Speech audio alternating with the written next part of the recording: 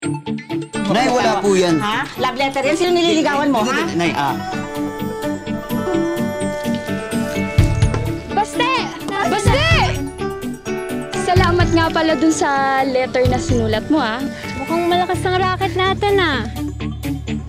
Magkaibigan lang kami. Concern lang ako sa kanya. It's Yusera! Ano, Marvin Jr. lang ang pe? Halos lahat ng ginawa ko laging para kay River. Puro River, you make my heart explode. Hindi ko na kailangan to. Dami-dami ko pa ang hawak ko.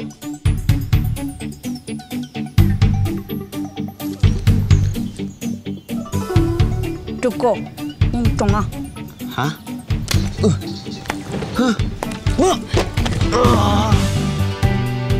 Hindi ka pa talaga nadala. Eh, nasampal ka na ng kahapon na. Sinisilip ko lang naman kung sino eh. Basta bawal siyang silipin. Bawal siyang guluhin. One of your students destroyed my painting. Ginawa niya to. Kilala mo ba kung sino gumawa niya? Siya. Ha? Ako? Si Kai Luna, ang bully ng mga bullies.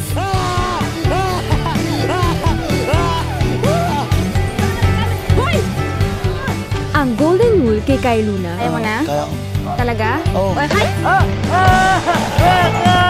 Pag nakita mo siya, lumayo ka na.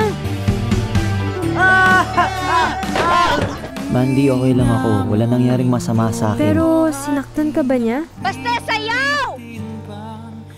Lolo, paano ba manligaw? Hindi mo lang basta pinipitas ang mangga.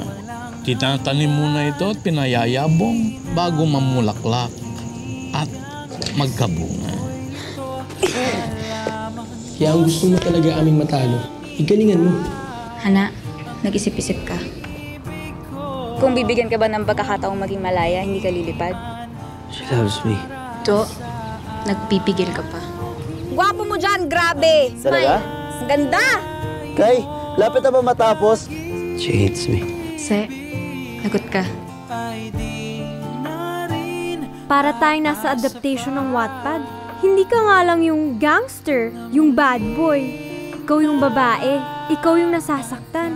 Na ganun ba talaga yun, Lolo? Na nagmahal ka ganun kasakit? Masarap talaga magmahal.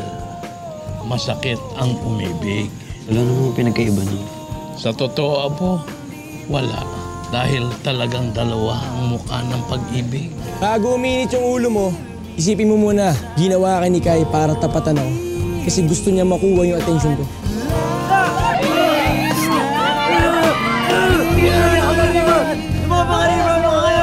Pinangungunahan ng 4 sa mahusay na aktor ng bagong henerasyon.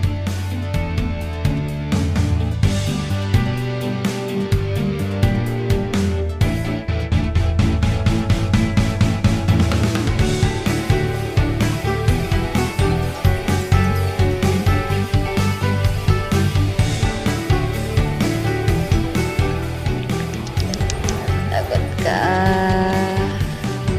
Sa direksyon ni Roman Perez Jr.